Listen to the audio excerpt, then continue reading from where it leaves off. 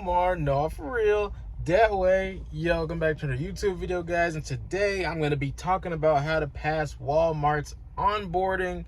Now, this is my first week solo. I did my whole month of onboarding and training, and I think I got everything down packed. I mean, they do too. That's why they sent me out solo. I mean, it was a lot of information because it's not like your standard trucking company. They got so many safety requirements and so many protocols they want us to follow. So it's just different from other companies. So I understand why they had a 2-week training. Okay, I'm not mad about it, and it's definitely made me a better driver. So, but anyways, in today's video, also, yeah, I haven't even got my uniform yet. That's why I got my badge covering this, because this just says company. We get our own custom uniforms with our own name on them, but ours just haven't came yet. They had to order them. It takes like 4 weeks. So anyways, yeah, so I'm going to be talking about how to pass the onboarding. Now, some of you guys, if you're watching this video, you probably already know a little bit about it. So there's 3 things that you have to pass once you get hired on the onboarding, which is driving, backing, and pre-trip. Now, people fail on all 3 of these. Like driving, sometimes you just get too confident and then you end up hitting a curb. You just never know. Backing, it's a really tight space that they want you to back into, but people that have 20 years experience, like I said, you just get too confident and you end up backing into a trailer, and it's that simple. Now, the pre-trip is the hardest of it all. Now, basically, they give you 30 minutes to pass it, which seems like a lot of time, but when you're trying to figure out a routine and trying your best not to forget everything, and you got to constantly go back and make sure you didn't forget nothing, then that makes it harder. That takes up more time. Like my first day, I failed the pre-trip because I took 32 minutes or something. I wasn't too much over, but I was just a little bit over, and that's all it took to fail it. Now they let you miss 8 things on the pre-trip, which is a lot, because I think I missed 5, so I would have still passed if I got it under that time.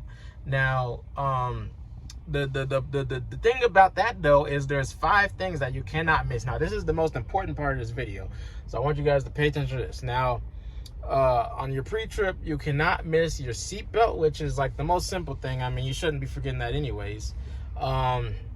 However, there's a couple odd things that you can't forget. Now, and this is something most people don't even do on their pre-trip.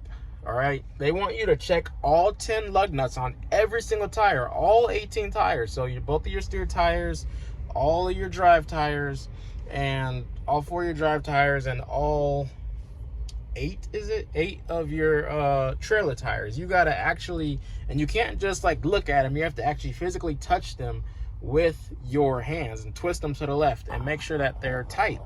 So your lug nuts, that's something unusual, right? So that's something you cannot forget, otherwise you fail.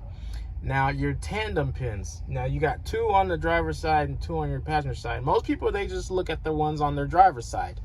You have to check all 4. You have to check the ones on your driver's side and your passenger side. If you forget either side, that's how you fail.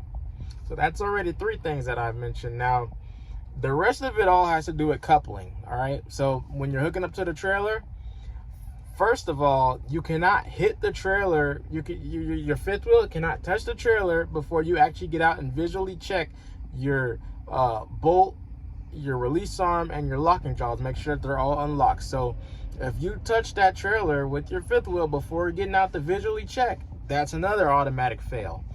Now, the second thing with coupling, as soon as you hook up, you have to remember to do your tug test. If you do not do a tug test, that's an automatic fail. So I'm already at 4 things that I've mentioned, right? And the last one is oh, help me remember, Lord. All right, it has to do with coupling. There it is. Now, remember, like I said, you got to check the bolt, the release arm, and the locking jaws. Make sure that they're unlocked. You got to get out and make sure that they're locked after you do your after you hook up and do your tug test.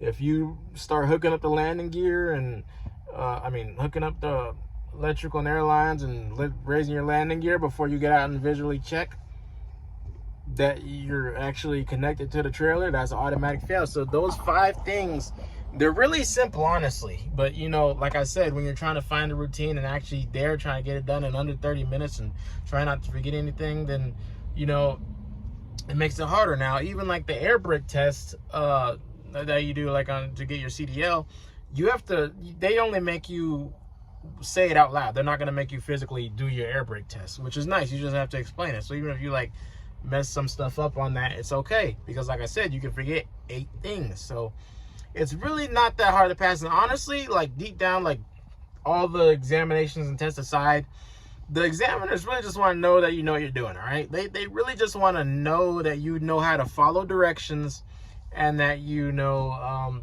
what you're doing. Like they really just want to see that you know how to follow directions, because like I said, some people are so confident and cocky and everything, and then they make mistakes, and that's not the kind of drivers they want. They want people that are gonna be willing to learn and do things their way and follow directions. So like my examiner, he didn't even have his clipboard out. This was the last day, by the way, but he didn't have his clipboard out. I mean, he already knew everything, so it's not like he has to go through a checkbook anyways. But I feel like he just wasn't really, you know, paying attention to everything that I was saying. He was just really just timing me, but it was because he really just didn't care if I, you know, missed something simple. You know, they're not like just there to judge you and, you know, critique you on every single little thing. They just want to see that you know what you're doing, and they want to see improvement. Like of course you're gonna probably fail maybe your first or second day, but day 3 and 4, they just want to see that you've improved. As long as you can show that you improved and that you're actually learning, that's really all that matters to them. So